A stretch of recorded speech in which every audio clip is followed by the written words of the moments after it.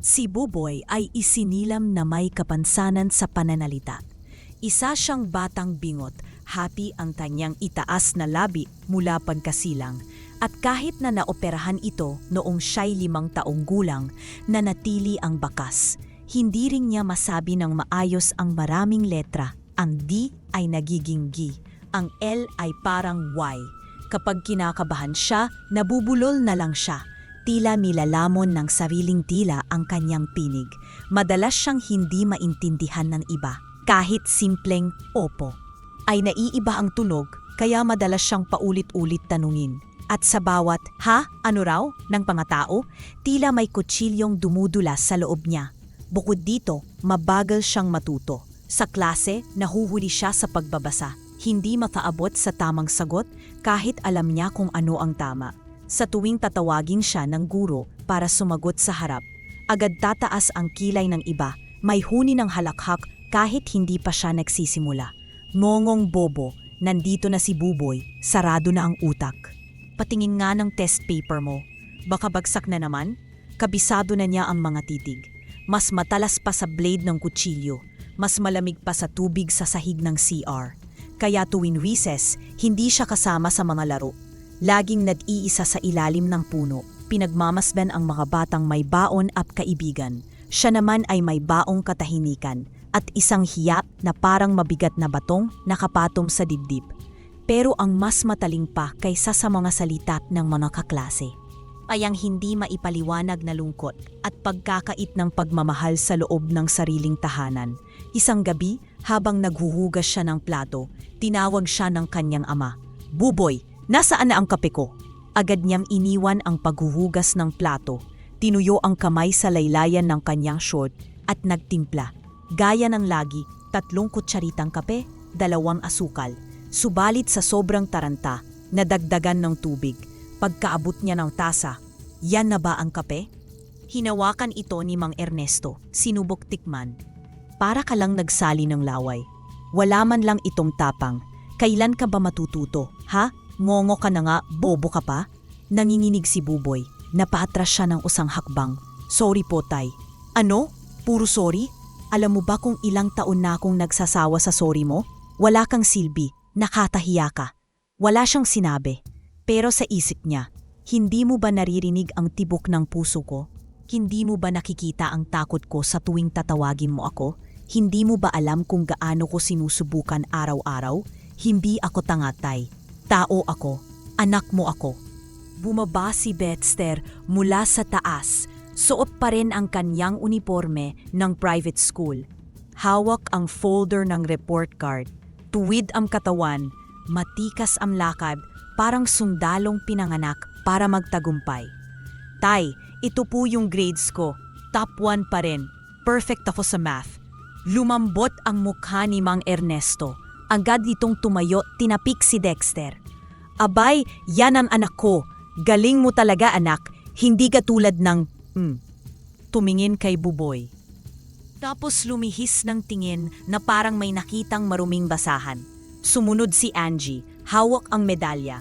May kislap sa mata, parang liwanag ng LED. "Tay, pinuri ako ni Ma'am. Ang sabi niya, consistent daw ako sa leadership award." Tumawa si Mang Ernesto, sabay abot ng medalya at hinalikan ito. "Mga anak kong matatalino? Diyos ko, swerte ko talaga. Kung hindi lang talaga sa isang yan." Sumulyap muli kay Buboy, isang pinging parang salangaw na lumapag sa ibabaw ng birthday cake. Nakakasira ng gana kahit hindi sinasadya. Isang hapon, pagkatapos ng awarding, si Buboy ang kinuhang tagabitbit at tagasilbi.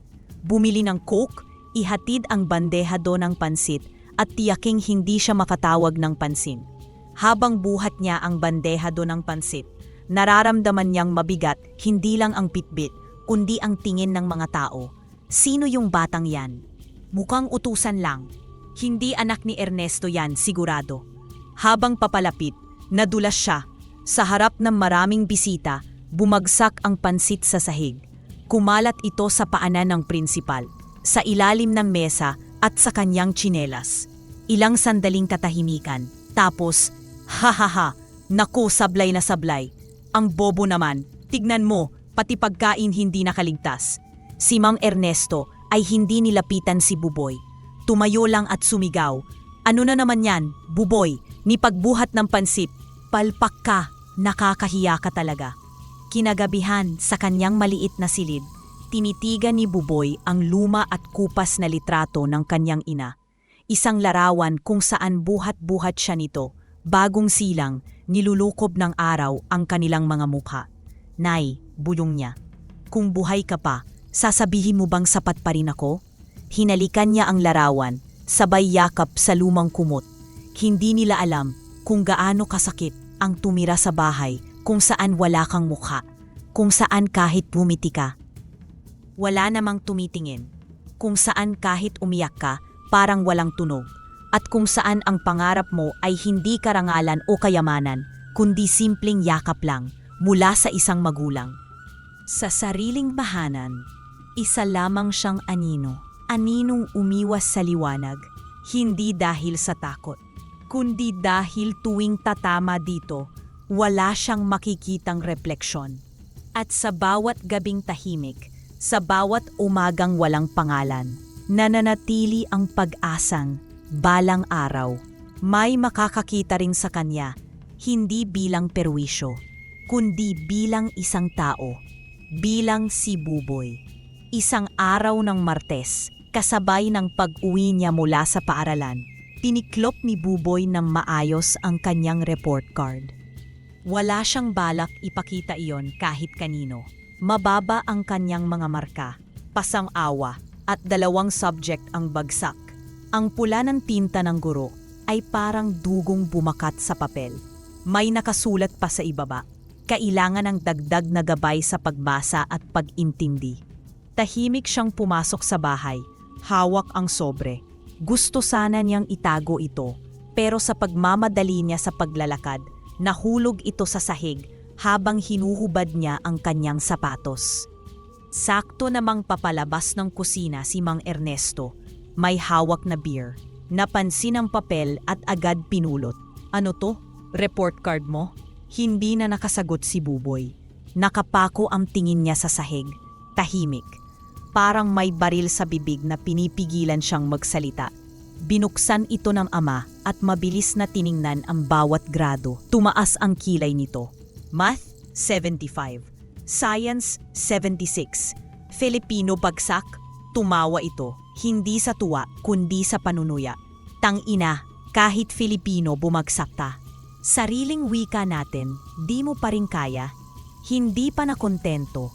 Bigla ni pong nilamukos ang papel at ibinato sa sahig. Tapos, mabilis na tumama ang kamay nito sa pisngi ni Buboy. 1, 2. Kasunod ang suntok sa balikat.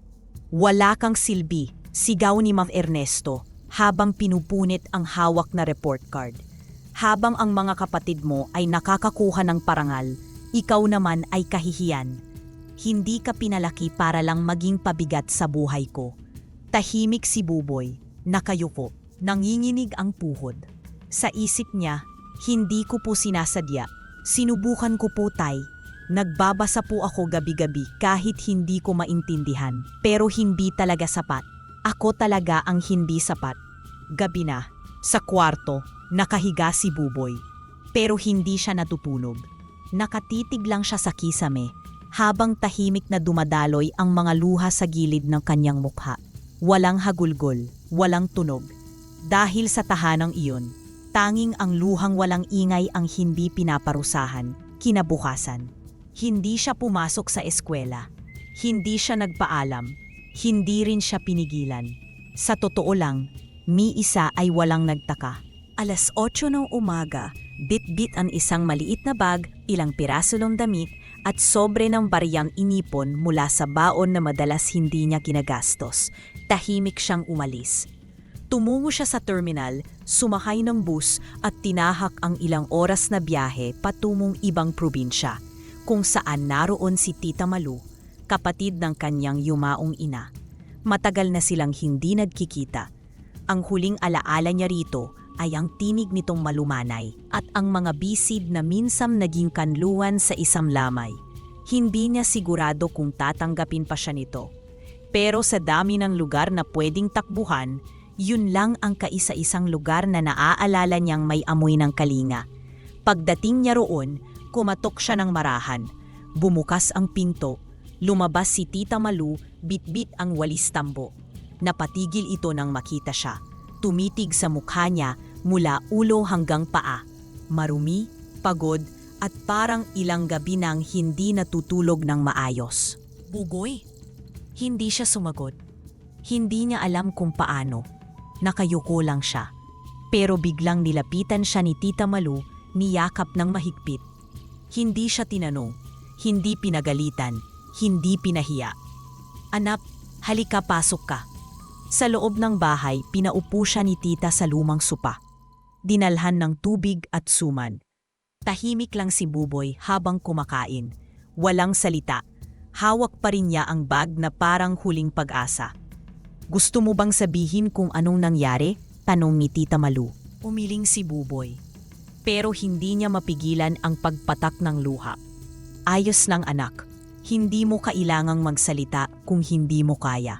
Pero dito, ligtas ka. Hindi mo kailangang magpaliwanag para mahalin ka. Lalong humagulgol si Buboy, na yun ay hindi na niya pinigilan. Titita, ako po, wala po akong kwenta. Paupal niyang sabi. Piningnan siya ni Tita Malu sa mata. Lumapit ito, hinawakan ang kanyang pisngi at sabing banayad. Walang batang walang kwenta anak.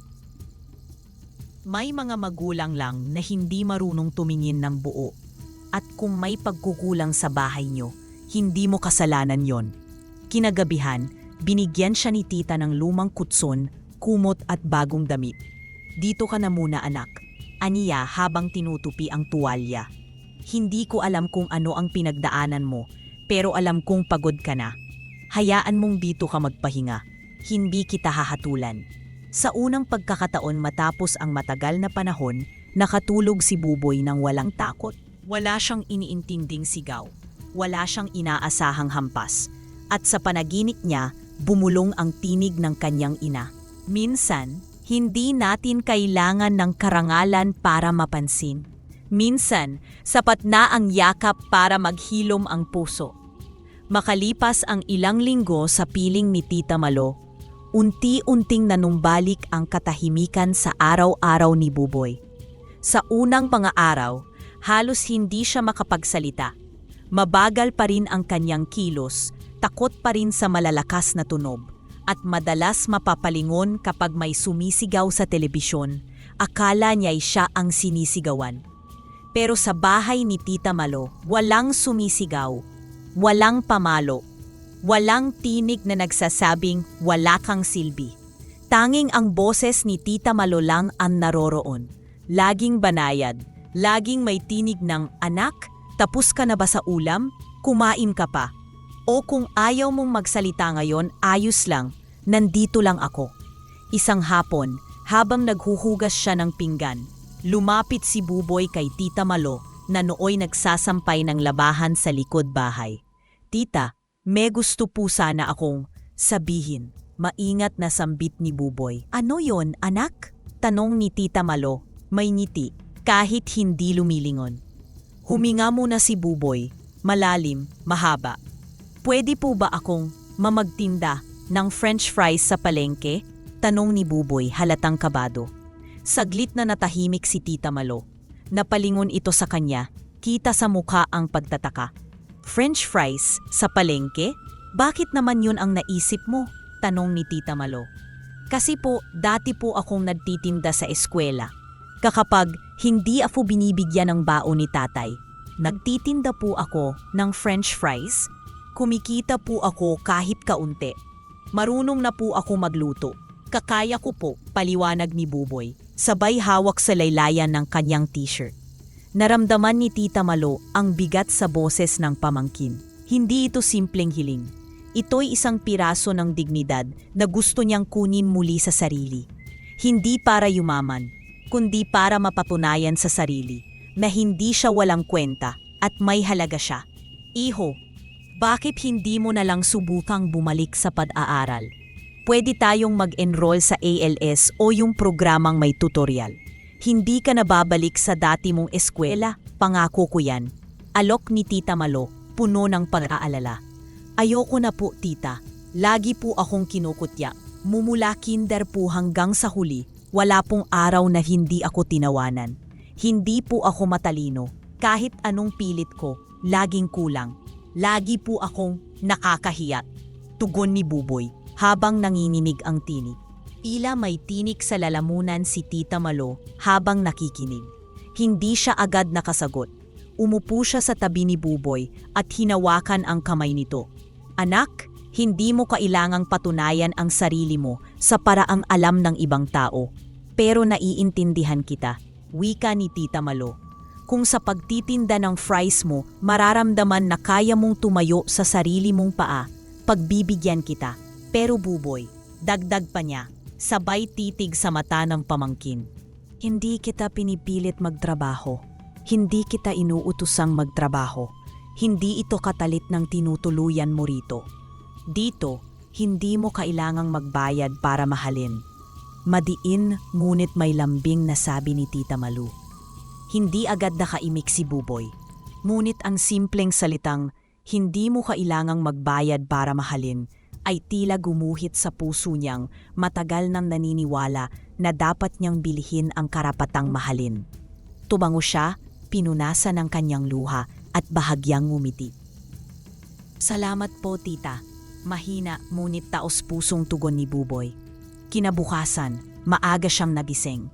4:00 pa lang, gising na siya. Tahimik niyang hinanda ang mga gamit, isang lumang kariton na iniwan ng pinsan ni Tita Malu. Portable gas stove, mantika, patatas na binalatan niya kagabi, asin at ketchup na nasa maliliit na plastik. Inayos niya ang kariton, pinunasan, nilagyan ng karatulang karton. Buboy's fries, mainit, malutong, masarap, habang nagluluto. Kumalat ang amoy ng mantikang may halong asin. Sa unang mga oras, wala pang bumibili. Ilang mata ang nakatingin sa kanya. Marahil ay nagtatanong kung bakit parang kabado siyang kumilos o kung bakit may bahagyang peklat sa itaas ng kanyang labi. Pero hindi siya natinag. Maya-maya'y lumapit ang isang ale. Magkanong french fries mo, iho? Tanong ng ale. 20 po ang maliit, 30 po ang malaki, sagot ni Buboy. Medyo nahihiya pero may tinig. Sige nga, tikman ko, mukhang masarap ah. Wika ng ale. Pagkaabot niya ng fries, napangiti ang ale. Ay anak, ang sarap nito ha. Ang lambot sa loob, ang lutong sa labas. Babalik ako bukas, masayang sabi ng ale. Sa bawat araw ng pagtitinda, mas dumarami ang suki ni Buboy. May estudyante, may tindarang kumukuha ng take-home, may driver na palaging humihirit ng yung lutong-luto ha, at sa bawat ngiti ng customer, unti-unting bumalik ang kumpiyansa ni Buboy sa bawat sukli ng barya. Ang nararamdaman niya'y higit pa sa halaga, para bang bawat 5 piso ay patak ng paniniwala sa sarili. At sa tuwing uuwi siya kay Tita Malu, dala ang konting kita, tatanungin siya nito, "Kumusta araw mo anak?" Tanong ni Tita Malu habang inaayos ang hapunan. "Masaya po, tita, kasi po, may bumalik," tugon ni Buboy. "Anong bumalik?" tanong ni tita, may kunot ang noo. "Yung pakiramdam po, na may silbi po ako," wika ni Buboy habang pinapahid ang pawis sa noo. 5:00 ng hapon nang magsimulang bumuhos ang ulan. Sa palengke, nag-uunahan ang mga tindero sa pagtakip ng kanilang mga paninda. Si Buboy tahimik lang sa ilalim ng trapal ng kanyang kariton. Maingat niyang tinupi ang maliit na mesa, sinilid ang natitirang patatas at isinuksok ang kalan sa kahon sa ilalim. Sanay na siya sa ganitong oras ng araw. Kapag malamig, mabagal ang benta, pero payapa rin ang paligid. Pauwi na sana siya. Binabaybay ang makipot na daan, pauwi sa bahay ng kanyang Tita Malu, na may mapansin siyang nakahilata sa gilid ng madamong bahagi ng kalsada. Maliit, gumagalaw, duguan, napahinto siya, napakunot noo. Sa una, akala niya'y daga o isang bagong silang na puting. Pero nang lumapit siya, bahagyang nakaluhod at may hawak na payong, Napaatras siya sa gulat. Ang nakita niya ay hindi hayop. Maliit ang katawan, marumis, at ang suot ay tila hinabing mga damot hibla ng ginto. May sugat ito sa noo at ang balat ay kulay lupa na may kakaibang kinang. Isa itong duwende. Napakagatlabi si Buboy. Kinalabit siya ng takot. Mabilis ang tibok ng kanyang kuso. Naramdaman niyang tila lumamig ang hangin na para bang binuhusan ng malamig na tubig ang kanyang batok. Ngunit sa gitna ng takot, may kumislot sa dibdib niya. Awa. Hindi siya sigurado kung bakit, pero ang nakikita niyang duwende, basang-basa, duguan at nilalamig ay tila isang anyo ng sarili niya. Maliit sa mundo, sugatan at walang pumapansin. Dahan-dahan siyang lumapit, ibinuka ang kanyang apron at marahang ibinalot sa katawan ng nilalang. Huwag kang matakot, bulong niya habang iniangat ito sa kanyang bisig. Iuuwi kita. Pagkarating sa bahay, binuksan niya ang pinto ng dahan-dahan. Si Tita Malu ay naglalaba pa sa likod. Sa pagmamadali, inilatag ni Buboy ang banig sa sulok ng sala at dahan-dahang inihiga roon ang nilalang. Kumuha siya ng maliit na tuwalya. Pinunasan ang sugat sa noo nito gamit ang maligamgam na tubig at tinabihan ng makapal na kumot. Ilang minuto pa, pumasok si Tita, may dalang nilabhang bagong banlaw. Buboy, may kasama pa ba? Tanong ni Tita Malu habang pinapahid ang mga kamay. Tumango si Buboy, tumuro sa nilalang sa sulok. Tita, mamay nakita po akong duwende. Mahinang sabi. Nanginginig siya, hindi sa takot sa nakita niya, kundi sa takot na baka magalit si Tita. Lumapit si Tita Malu. Napakunot ang noo. Napahawak siya sa kanyang dibdib. Diyos ko, totoong duwende nga. Hindi siya nagsalita ng masama. Hindi siya nagsabing itapon o ilabas. Sa halip, tumabi siya kay Buboy at tinapik ang balikat nito. Ginawa mo ang tama. Muli siyang tinapik ni Tita Malu sa balikat at sa huli niyakap ng mahigpit. Walang sermon, walang tanong. Tanging init lang ng yakap ang ibinigay sa kanya. Isang paalala na minsan, sapat na ang puso sa paggawa ng desisyon. Kinabukasan, mahimbing pa rin ang tulog ng nilalang. Parang batang may lagnat. Payapa ang mukha, pero kita sa katawan ang pagod. Tahimik lang si Buboy habang kumakain sa gilid nito. Di siya mapakali. Tuwing dumidilat sandali ang mga mata ng nilalang. Agad din itong muling pumipikit. Tila kailangan pa ng mahabang pahinga. Ikatlong araw na habang pinapalitan ni Buboy ang basang bimpo sa noo ng nilalang. Bigla itong dumilat. Mahina. Paos. Salamat. Sambit ng munting tinig. Napakapit si Buboy sa tuwalya. Gising ka na, bulong niya, may halong tuwa at gulat. Oo, ako si Matimyas, wika ng nilalang. Isa akong duwende, at ikaw, iniligtas mo ako. Hindi agad nakasagot si Buboy. Tinapik lang niya ang kutson. Pahinga ka lang. Mas maganda na po ang kulay mo ngayon, sabi niya, pilit ngumiti. Ngumiti si Matimyas. Mas mabait ka pa sa karamihan ng nilalang sa mundong ito, bata. Tila may kung anong mainit na gumuhit sa dibdib ni Buboy. Wala pa siyang narinig na ganon sa buong buhay niya. Hindi sa paaralan, hindi sa bahay ni minsan. Salamat po, tugon ni Buboy, sabay yuko. Sa sumunod na mga araw, naging panauhin na nila si Matimyas sa loob ng tahanan. Pinapakain nila ito ng lugaw, pinapainom ng tsaang mainit. At gabi-gabi, habang nasa banig, nagkukwento ito ng mga bagay na hindi pa naririnig ni Buboy. Mga kuweba sa ilalim ng bundok na may liwanag na hindi galing sa araw. Mga punong marunong makipag-usap kapag umuulan. Mga ilog na kapag nilanguyan mo, naaalala mo ang mga panaginip mo noong sanggol ka pa. Si Buboy ay tahimik lang, nakikinig, minsang bumubulong ng, totoo po ba talaga yan? At si Matimyas ay laging nakangiti. Oo, totoo yun, sagot niya. Maraming mahika at misteryo sa lugar namin. Mga lihim na hindi basta ipinapakita sa lahat.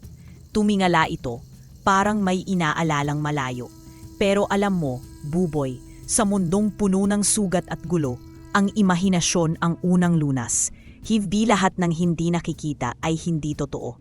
Minsan, ang mahika ay basta na lang sumusulpot sa mga pusong marunong maniwala. Isang gabi, habang mahimbing ng tulog ni Buboy sa kanyang munting silid, bigla siyang nagising sa manayad na kaluskos mula sa bintana. Hindi ito kagaya ng mga tunog na karaniwang nagpapakaba, kundi isang tunog na tila pamilyar at sa di maipaliwanag na dahilan, kalmado ang puso niya. Dahan-dahan siyang bumangon, pinunasan ang kanyang mata at sa paanan ng kanyang kutson ay naroon si Matimyas, ang duwendeng minsang duguan at halos wala ng buhay. Nayo'y muling payapa, ngunit may kakaibang liwanag sa mukha. Sa kanyang mga kamay ay isang malaking kahon na yari sa makintab at maitim na kahoy. Makinis ito na parang pinapahiran araw-araw ng langis at sa gilid ay may ukit ng gintong mga ugat ng puno. Sa ibabaw ng kahon may kakaibang simbolo, isang araw at isang patatas na magkahawak kamay. Buboy, wika ni Matimyas. Ang tinig ay parang hampas ng hangin sa mga dahon, mahina pero malinaw. Ito ang aking munting pasasalamat sa kabutihan mo. Hindi lahat ng tao ay tatanggap sa isang tulad ko. Hindi lahat ay marunong magmahal ng walang tanong. Maingat niyang inilapag ang kahon sa harap ni Buboy. Namangha ang binatilyo. Hinaplos niya ang kahon at ang malamig nitong ibabaw ay parang may sariling pintig. Ano po ito? Tanong niya, paos. Halos hindi lumalabas ang kanyang boses. Hindi ito basta kahon, sagot ni Matimyas. Ito ay ang kahon ng di nauubos na patatas. Bawat umaga kapag binuksan mo ito, lilitaw ang mga sariwa, malinis at gininto ang patatas. Galing ito sa banal na bundok ng aming kaharian. Hindi basta ito patatas, ito ang inatawag naming pritas Diyosa. Pritas Diyosa? Bulong ni Buboy. Tumango si Matimyas. Kapag ipinprito ito, maluto ang labas, malambot ang loob, at may lasa na parang panaginip. Lahat ng makakatikim, hahanap-hanapin ito. Pero higit pa riyan, Buboy, ang kahon ay tumutugon sa puso ng may hawak. O mas bukas ang loob mo sa kabutihan, mas maganda ang kalidad ng mga patatas. Hindi makapaniwala si Buboy. Hawak niya ang kahon, pero para bang may hawak siyang pangarap. Bakit po ako? Tanong niya, marahan, parang nahihiyang magtanong. Dahil sa iyo ako muling nabuhay, sagot ni Matimyas. At dahil alam kong hindi mo ito gagamitin para lang yumaman, kundi para mabuhay ng may dignidad.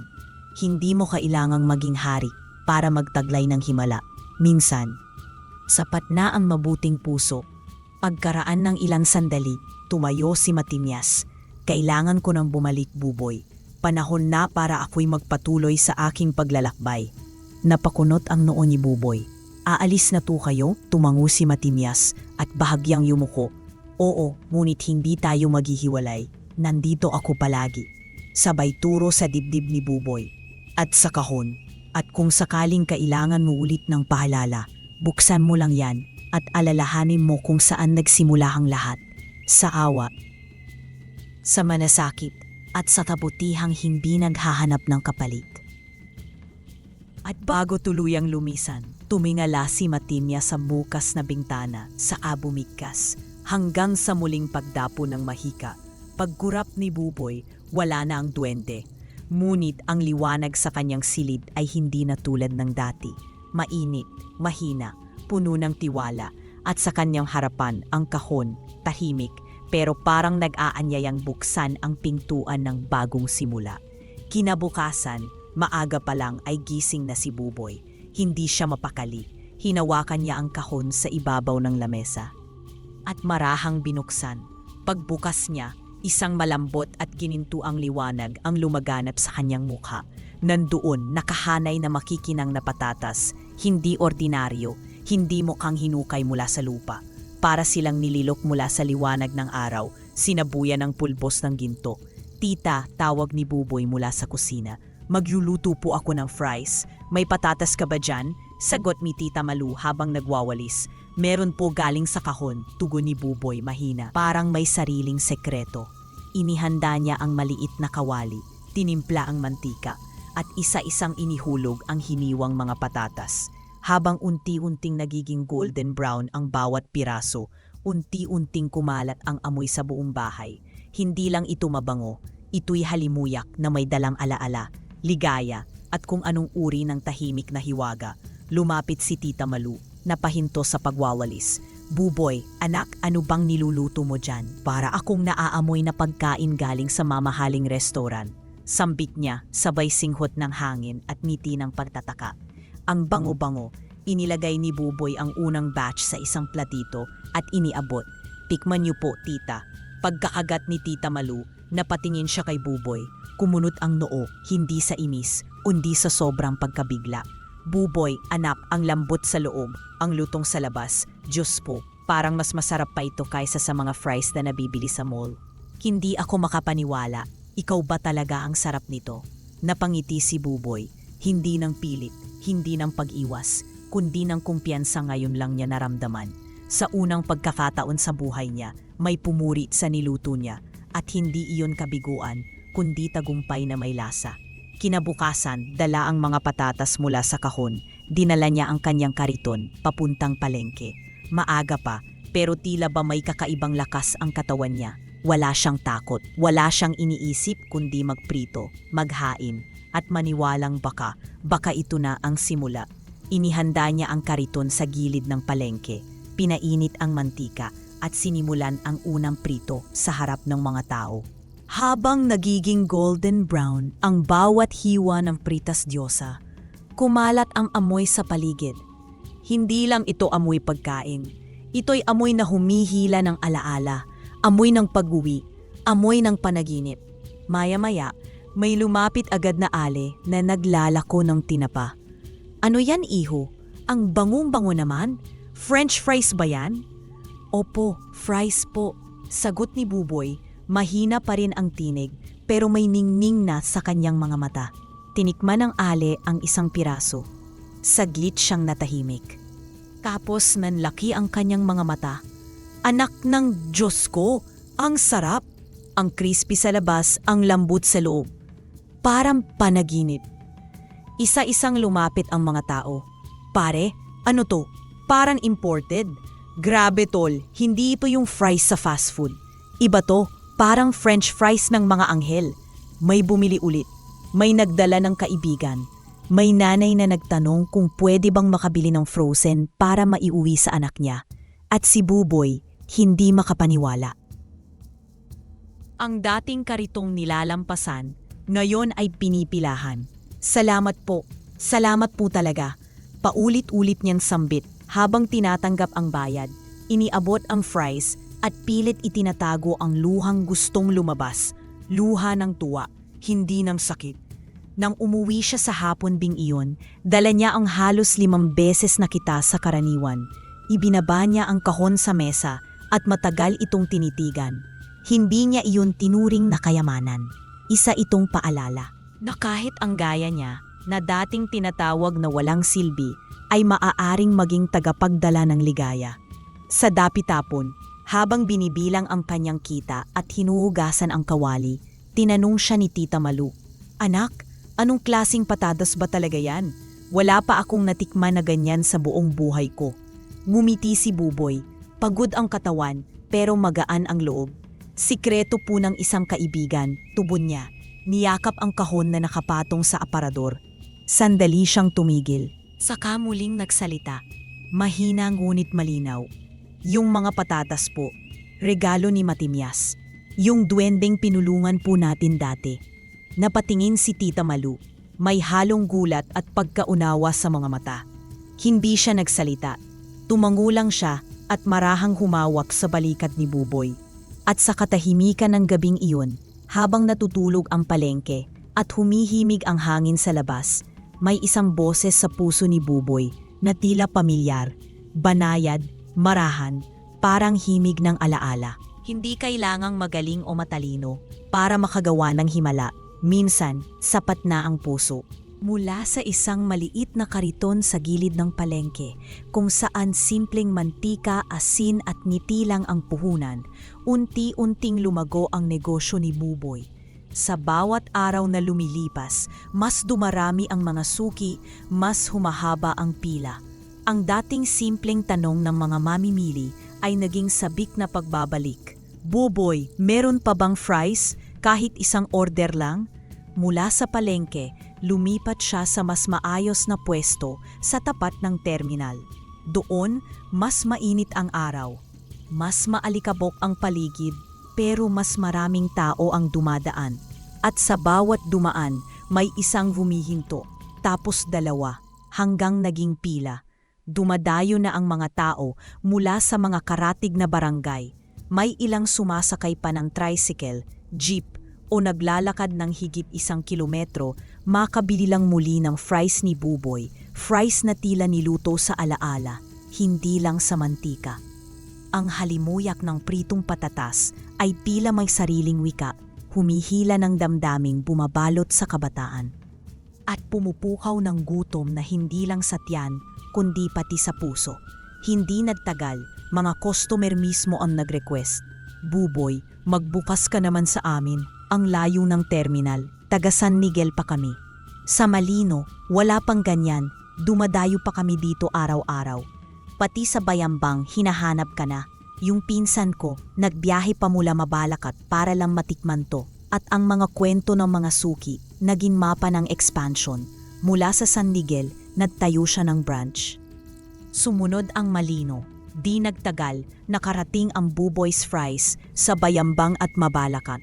Hindi dahil sa pera ang habol niya, kundi dahil gusto niyang makalapit sa mga taong hindi na kailangang lumayo para makatikim ng ligayang kay tagal nilang binabalikan. Sa bawat pagbubukas ng bagong branch, hindi tarpaulin ang una niyang iniisip, kundi consistency. Maipapanatili ba ang lasa? Maipapasa ba ang malasakit? Sa bawat crew, ang sagot niya, oo, basta puso ang pangunahing sangkap. Hanggang sa dumating ang araw na may 4 na branch na si Buboy sa 4 na magkaibang bayan. Lahat may sariling pila, lahat may sariling kwento ng suki. At sa bawat branch, kahit hindi siya palaging naroroon, ramdam ang presensya ng kanyang puso sa malutong na fries, sa maayos na serbisyo, at sa simpleng ngiting hindi nawawala sa bawat order. Hanggang sa may lumapit sa kanya, isang araw, isang representative ng isang mall. "Mr. Buboy, we've heard of your fries. We'd love to offer you a space in our food court." Hindi siya napasagot agad. Napatingin lang siya sa alok. Hindi niya mawari kung totoo ang naririnig. "Ako? Ako po ang kukunin ninyo?" Tanong niya, halos pabulong, hawak-hawak pa ang pamunas ng kawali. "Yes sir, gusto po naming ng something authentic. At ang brand ninyo, kahit wala pang billboard, lahat ng tao ay kilala na ito." Tumango siya, tahimik, pero sa puso niya may alab. Sa unang branch sa mall, pinilahan agad. Wala pang 10:00 ng umaga, ubos na ang unang 2 batch ng fries. Ang logo ay simple lang. Isang ginintuang patatas na mawata at ngiti, parang inosenteng kabataan. Sa ilalim, nakasulat, "Lasa ng ligaya galing sa puso." At totoo ito, hindi lang marketing. Iba't ibang flavor, iba't ibang kwento. Filipino adobo, may lutong na parang galing sa lola mong matagal nang di mo nabibisita. Creamy cheese, paborito ng mga bata. May gatas ng aliw. Smoky barbecue, maalat na may tamis. Parang alaalang naglalakad sa kalsada ng tag-init. Sour cream dream, may pagkaswabe, para sa mga gustong matikman ang panaginip. At sa bawat kagat ng fries, may mga kwento ng masayang sigaw. Grabe ang sarap. Nagliwanag ang araw ko bigla. Mas masarap pa sa mga fast food. May mga tumatawa, may mga napapapikit, may mga customer na paulit-ulit bumabalik. Hanggang sa isang araw, habang nag-audit siya sa opisina, nakatingin sa whiteboard kung saan nakasulat ang mga branch, napatigil siya. 15 branch, sa 15 mall. Hindi niya namalayan, hindi niya pinilit, hindi niya binilisan. Pero narating niya, at habang pinagmamasdan ang logo ng Buboy's Fries sa tapat ng kanyang opisina, napangiti siya. Hindi dahil milyonaryo na siya, kundi dahil isa na siyang may kwento. Hindi na anino, hindi na pabigat. Isa na siyang simbolo ng panlasa, tagimpay, at tahimik na kabutihan. Isang umaga, sa kanyang bagong opisina sa itaas ng Central Commissary ng Buboy's Fries, pinuntahan siya ng HR. "Sir, may 3 aplikante po na gusto raw kayo mismo ang makausap. May dala silang resume, lahat po galing sa business course." Tumango lang si Buboy. Hindi niya inaasahan na pamilyar ang mga pangalan. Pero nang bumutas ang pinto ng meeting room, tumigil ang mundo niya saglit. 3 dating kaklase, 3 mukha mula sa madilim na bahagi ng kanyang alaala. Ang una, si Jeff, ang laging nangunguna sa pagtawa kapag tinutukso siya.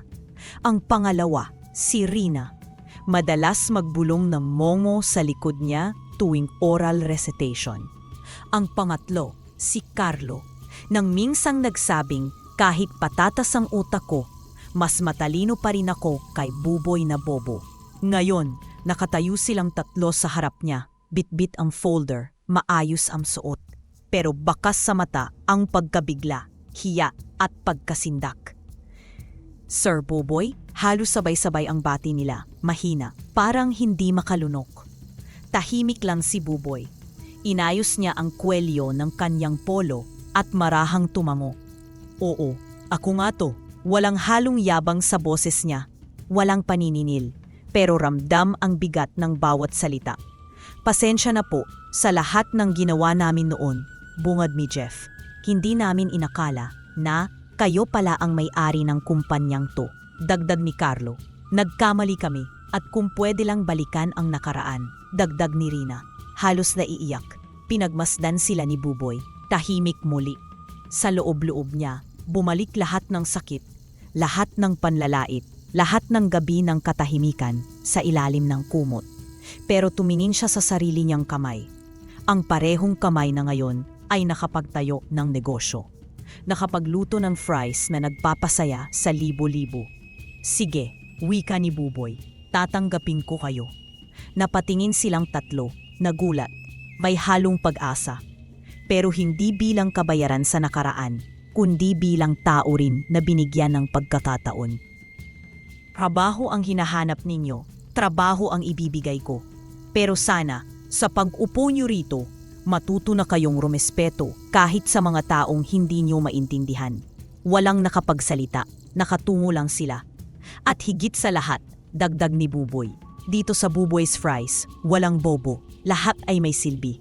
Tumango silang 3 at sa unang pagkakataon, tinanggap nila ang pagbitaw sa nakaraan, paglipas ng ilang buwan. Maagang dumating si Buboy isang Sabado ng umaga sa lumang bahay ni Tita Malu. May ngiting parang batang may tinatagong sorpresa.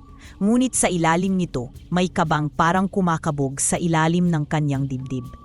Pagbukas ng pinto, sinalubong siya ni Tita Malu. May hawak pa na tabo, basa pa ang buhok, kakatapos maligo. "Buboy, aga mo naman, may okasyon ba?" Mumiti si Buboy, hindi mapakali. "Wala po, tita. Pero gusto ko po kayong isama sa isang lugar." "Ha? Saan?" "Sorpresa po. Sandali lang po.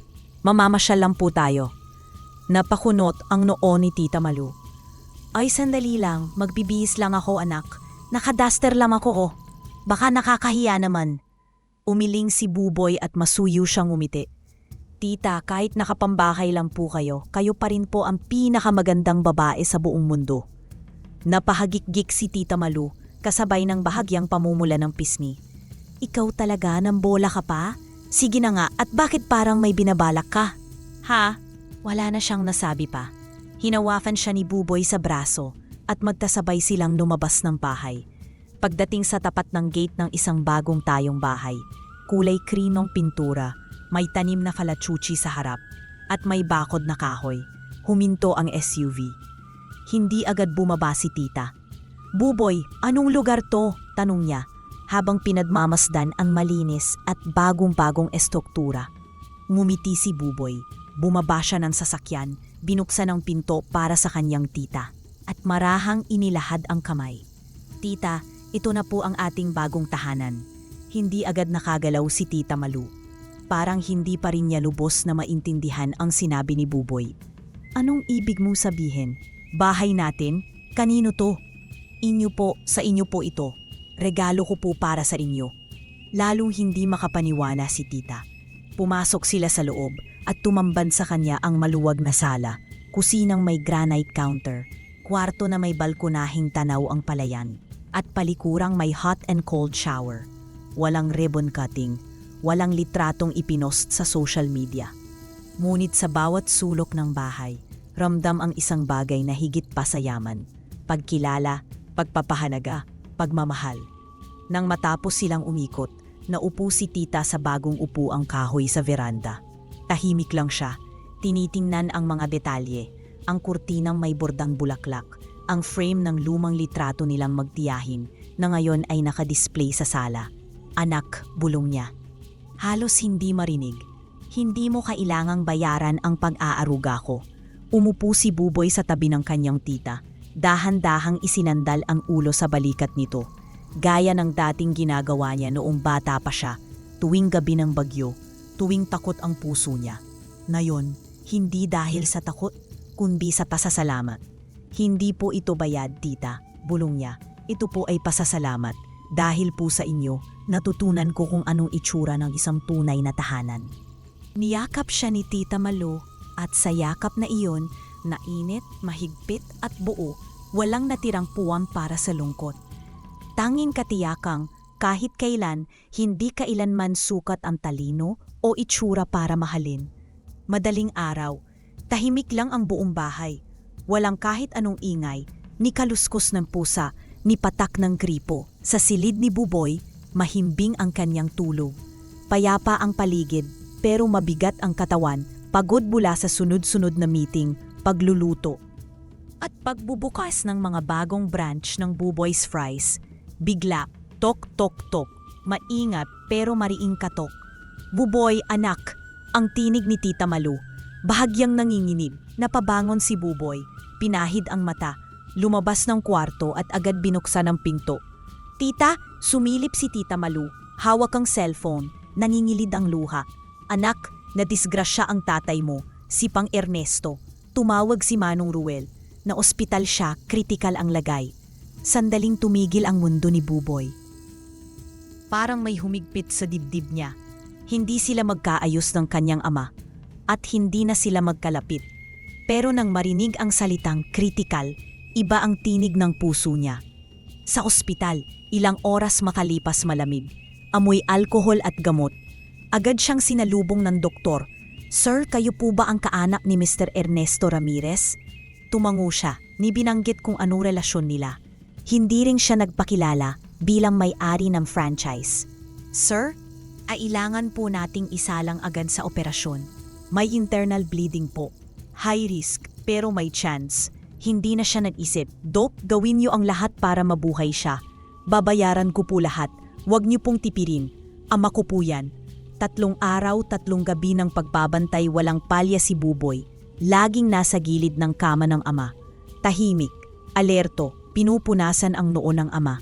Binabantayan ang monitor. Hindi siya umiimik. Hindi siya humihingi ng kahit ano. Ni hindi siya nagparamdam kay Mang Ernesto. Hindi niya sinabi kahit minsan na siya ang nagbabantay. Sa isip niya, mahal ko pa rin siya. Kahit kailanman hindi niya ako minahal gaya ng mga kapatid ko. Pero ama ko pa rin siya. Sa ika-4 na araw, nagising si Mang Ernesto mahina, marahan, dahan-dahang pumukas ang kanyang mga mata, puting kisame, tahimik ang paligid, malinis ang silid, amoy alkohol, bulaklak, at bagong linis na linen. Sa tabi ng kama ay may basong tubig. Ilang bulaklak sa plastik na lalagyan at komportableng unan na inayos para sa kanya. Pero wala na si Buboy. Umuwi siya bago pa man lubusang magising ang ama noong napansin niyang unti-unti itong bumabalik sa malay. Hindi siya naghintay na makita siya ng kanyang ama. Iniisip niyang baka magulat lang ito o mas masakit pa, baka wala siyang gustong makita. Baka ayaw rin naman niya akong makita. Yan ang naisip ni Buboy habang tahimik na lumalabas ng ospital. Bit-bit ang kanyang bag, pagod ang katawan at mabigat ang mata sa 3 gabing pagkapuyat. Dahil kahit anong tagumpay ang naabot niya at gaano man kalalim ang pagmamahal na pinili niyang ibigay, nananatili sa kanya ang tanong, Anak pa rin ba ako? Sa mata ng taong hindi ako kailanman itinuring na ganon. Pumasok ang nurse. Magandang umaga po, Sir Ernesto. Buti naman po at gising na kayo. Ilang araw na ba ako rito? Halos pabulong ang tanong ni Mang Ernesto. 4 na araw na po. Ilang gabi rin po kayong inalagaan ng anak nyo. Napakunot noo siya. Si Dexter? Hindi po, si Buboy. Natigilan si Mang Ernesto. Buboy? Hindi maari. Baka si Angie yun. Abogado ang anak kong yun, baka siya. Mumiti lang ang nurse. Si Buboy po talaga, siya ang nagbantay. Siya rin po ang nagbayad ng lahat ng gastos. Napalunok si Mang Ernesto. Magkano? Lahat. Base sa records, umabot po sa 750,000. Fully paid na po ito. Nanlaki ang mata ni Mang Ernesto. Hindi siya agad nakapagsalita. Pagkatapos, tumawag siya sa dalawa niyang anak. Tinawagan niya si Dexter. Dex, salamat sa pagbabantay, anak. Ha? Tay, hindi pa po ako nakakarating dyan. Nasa Mindanao pa ako. May DPWH project kami sa Zamboanga del Norte. Akala ko po kasama niyo si Angie. Sunod niyang tinawagan si Angie. Anak, ikaw ba ang nagbayad ng ospital? Naku tay, sorry po. Wala pa rin po ako dyan. Nasa Cebu po ako. May hearing ako ngayon para sa isang client. Kasama niya po ba si Dexter? Natahimik si Mang Ernesto. Hindi makapaniwala, hindi makagalaw. Napaluhod siya sa sarili. Kung ganon, si Buboy nga ang nagbayad at nagbantay? Tumayo siya, pinilit na sumilip sa gilid ng kama. Kinuha ang folder ng billing. Nabasa niya roon.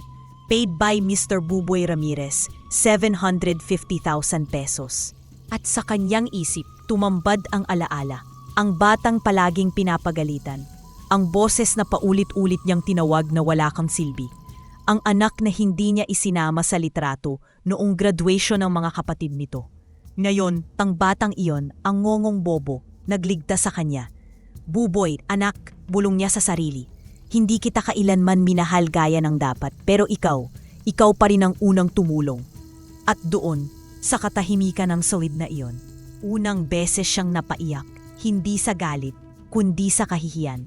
Pagkalabas sa ospital, hindi inaasahan ni Mang Ernesto na sasalubungin siya ng taong dati, ikinakahiya niya, si Buboy. Tahimik lang itong nakatayo sa gilid ng kotse. May hawak na payong. Tila nag-aalalang masilaw ang kanyang ama sa araw. Nakaayos ang buhok, malinis ang suot, pero hindi nagbago ang anyo ng kanyang mata. Mata ng isang batang minsang naupo sa takot, na yon ay nag-aalok ng pag-aaruga. Tay, bungad ni Buboy, halos paos. Doon po muna kayo sa bahay ko, para may kasama po kayo habang nagpapalakas kayo. Napatingin lang si Ma'am Ernesto, walang masabi, hindi siya tinanggihan. Hindi rin siya niyakap. Tumango lang siya, isang tipid na kumpirmasyon, at iyon na ang simula ng isang hakbang pabalik. Sa bahay ni Buboy, pagpasok nila sa gate, napahinto si Mang Ernesto. Mataas ang harang, may tanim na bugambilya sa gilid, at may fountain sa gitna ng hardin. Ang bahay ay may 2 palapag, gawa sa puting bato at kahoy na nara. Makinis ang pintuan at sa loob, malamig at tahimik. Parang hotel. Ang laki ng bahay mo, Buboy. Bulong ni Mang Ernesto habang iniikot ang mata. Papaano mo ito na ipatayo? Tahimik na itinulak ni Buboy ang wheelchair ng kanyang ama, papasok. Lumago po ang negosyo ko, tay. Yung Buboy's Fries po, marami na pong branch. Tinulungan po ako ng mga mabubuting tao, pero nagsimula lang po sa isang maliit na kariton sa palengke.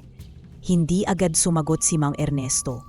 Pilit niyong binabawi sa isipan ang lahat ng masasakit na salitang naibato niya noon sa anak. Pero wala siyang masabi. Ang bahay ay mas malaki pa sa pinangarap niya para sa sarili. At ang nagpatayo nito ay ang anak na tinuring niyang walang silbi.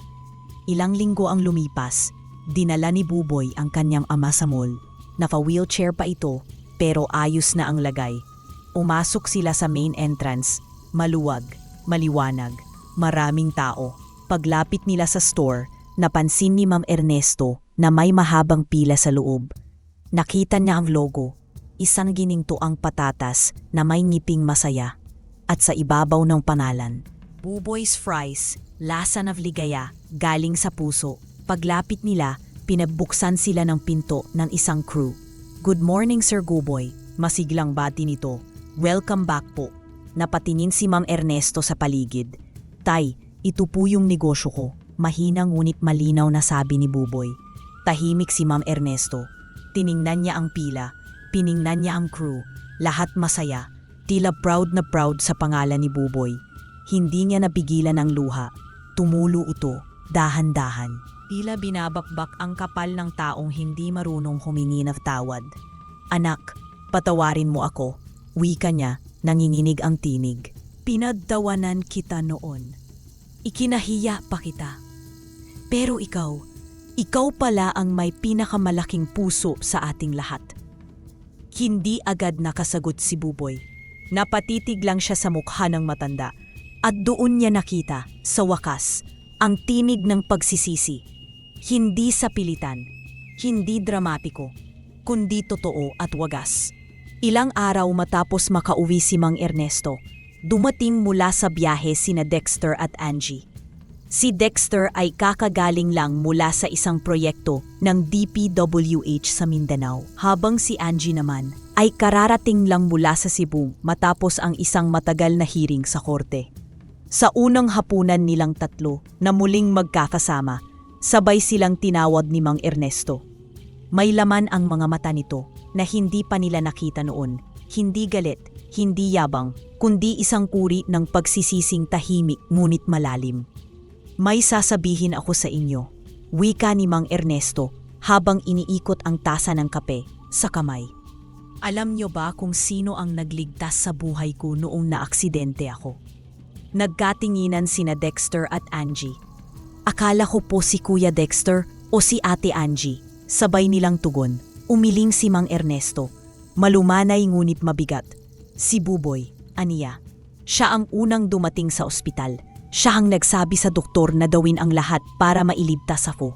At siya rin ang nagbayad ng lahat ng gastusin. 750,000. Napasinghap si Angie. Si Dexter, natigilan at di makapagsalita. Si Buboy, ang kapatid nating hindi na niya itinuloy. Napahiya siya sa sariling tanong. Tumango si Mang Ernesto. Oo, yung Buboy na madalas ninyong biruin, yung minsan nating ikinahiya. Siya ngayon ang may-ari ng Buboy's Fries. Nagulat si Angie. Yung Buboy's Fries? Yung nasa SM? Diyos ko, hindi ko alam. Lagi kaming kumakain doon ng mga office mates ko. Sa kanya pala yun. Pareho tayo, sabi ni Dexter. May engineer akong kaibigan. Inuuwento niya palagi yon. Sabi pa nga niya, kung sino man daw si Buboy, dapat kilalanin. Di ko aalaing, kapatid natin pala. Tahimik lang si Mang Ernesto sa sandaling iyon. Tila nagpapakumbabarim sa harap ng katotohanang hindi kayang burahin ng yaman o edukasyon. Na minsan ang tinig ng pagmamahal ay dumarating mula sa direksyong hindi mo inaasahan. Nang dumating si Buboy para maghatid ng pagkain, agad siyang sinalubong ni Angie at Dexter. Buboy, kapatid, salamat. Bulong ni Angie habang niyayakap siya. Pasensya ka na tol, dagdag ni Dexter. Ngayon lang ako lubusang umanga sa'yo. Hindi mo lang kami nilampasan, minahal mo pa rin kami. Kahit kailan hindi ka namin tinrato ng tama. Ngumiti lang si Buboy. Walang yabang, walang galit. Salamat po, ang mahalaga, buo na po ulit tayo. Isang maaliwalas na hapon. Sa loob ng malawak na garden ng tahanan ni Buboy, isang eleganteng puting mansyon na may gintong palamuti sa mga bintana, nakaayos ang engrandeng handaan. May stage na may LED backdrop. Isang live band ng masasayang awitin, mga paboritong kanta ng mga lumaki sa radyo, halo ng OPM at instrumental na may dalang tuwa sa paligid, mga lamesang may gintong tablecloth, kristal na baso at bulaklak na rosas at liryo sa bawat centerpiece. Iba't ibang tao ang naroon. Mga dating kasamahan ni Mang Ernesto sa trabaho, mga kaklase niya noong kolehiyo, kapitbahay noong araw, kaibigan, kaopisina ni Dexter sa DPWH, mga kasamahan ni Angie sa korte. ilang media personnel at mga manager ng Buboy's Fries mula Luzon, Visayas at Mindanao. Hindi lang ito birthday celebration, isa itong grand event. May pa-photo booth, may chocolate fountain at buffet ng lechon, pasta, steak, seafood at iba't ibang dessert na parang sa hotel. Tahimik lang si Buboy habang nasa gilid ng entablado. Suot niya ang simpleng puting long sleeves. Lahat ay elegante pero siya nanatiling simple. May hawak siyang panyo, hindi dahil sa init kundi dahil sa kaba. Sa gitna ng magarang selebrasyon, habang abala ang mga bisita sa tawanan, pagkain at kwentuhan, nakaupo si Buboy sa tabi ng garden, hawak ang isang baso ng malamig na juice. Tahimik lang siya pero bakas sa mukha ang tuwa. Masaya siya, buo ang loob, walang hinihintay, walang hinahanap. Wala siyang inaasahang drama o panibagong sakit. Para kay Buboy, sapat na ang araw na ito. Araw ng selebrasyon, araw ng buhay. Masaya siya sa pagdiriwang ng kaarawan ng kanyang ama. Masaya siyang makita ang dating malamig na tahanan na ngayoy puno ng halakhak at pagbati. Sa gitna ng garden, nakaupo si Mang Ernesto sa isang magarang wheelchair. Nakaterno, maayos ang gupit, hawak ang mikropono. Nilingon niya si Buboy, huminga ng malalim. Magandang hapon po sa inyong lahat. Tumahimik ang paligid, lahat ay nakatuto. Hindi ko na po patatagalin. Gusto ko sanang magpasalamat sa inyo sa presensya ninyong lahat, sa mga kaibigan, sa mga kapamilya, sa mga dating katrabaho, pero higit sa lahat, sa isang taong hindi ko kailanman nabigyan ng sapat na halaga. Lumakas ang kabog ng dibdib ni Buboy. Ang taong ito, ang dahilan kung bakit ako nakaupo rito ngayon. Buhay at may bagong pag-asa. Huminga si Mang Ernesto, naningilid ang luha. Siya ang nagbantay sa aking gabi-gabi sa ospital. Siya ang nagsabi sa doktor na gawin ang lahat. Siya ang nagbayad ng lahat ng dastusin. At pagkagaling ko, siya pa rin ang umalalay sa akin. Tahimik ang mga tao, walang kumukurap. Matagal ko siyang itinuring na anino. Ikinahiya ko siya, tinawag ko siyang pabigat, inutil, ngongo, bobo, at hanggang ngayon, hindi ko mapatawad ang sarili ko. Tumingin siya kay Buboy. Diretso, walang alinlangan. Anak, patawarin mo ako. Nanginginig ang boses niya. Humawak siya sa mesa, pinilit tumayo kahit masakit. Mga kaibigan, mga bisita, ngayong araw na ito, gusto kong ipakilala sa inyo. Hindi lang bilang negosyante, hindi lang bilang tagapagligtas ng aking buhay, kundi bilang aking anak. Lumingon siya kay Buboy. Ang anak kong si Buboy. Hindi man siya nagtapos ng may medalya. Pero siya ang nagturo sa akin kung ano ang ibig sabihin ng pagmamahal. Siya ang dahilan kung bakit ako natuto. Siya ang dahilan kung bakit ako muling nabuhay. Hindi na napigilan ni Buboy ang luha. Tumulog ito ng tahimik. Tumayo siya mula sa likod, lumapit sa kanyang ama, at niyakap ito, mahigpit, buo, parang yakap na kay tagal niyang inipon sa puso. Sa tabi, si Tita Malu ay umiiyak. Si Dexter at Angie ay hindi makatingin sa kapatid, naninilid ang luha. At sa kauna-unahang pagkakataon, naramdaman nilang may mas matibay pa sa talino, ang kabutihan. At sa malayo, sa likod ng mga punong may palamuting parol, isang maliit na nilalang, ang tahimik na nanonood. Si Matinyas, ang duwendeng minsang iniligtas ni Buboy.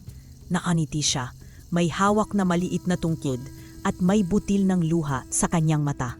Bumulong siya, dahan-dahan, at parang binala ng hangin. Iyon ang tunay na mahika.